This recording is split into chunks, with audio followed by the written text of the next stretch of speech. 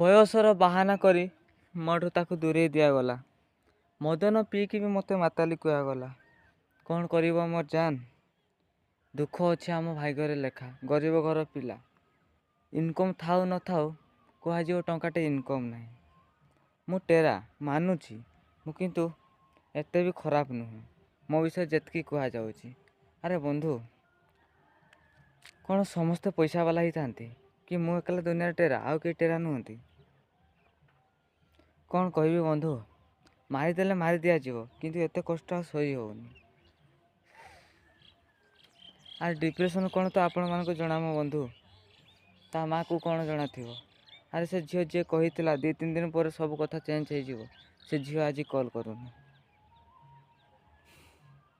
ଆରେ ତା ମାଆକୁ ଜଣାଥାନ୍ତା ଯଦି ତାର ବି ଗୋଟେ ପୁଅ ଅଛି, ତା ପୁଅ ବି ସହିତ ସେମିତି ହେବ, ତେବେ ମୁଁ ଆଜି ଏମିତି ନଥାନ୍ତି, ଏମିତି କାନ୍ଦି ନଥାନ୍ତି।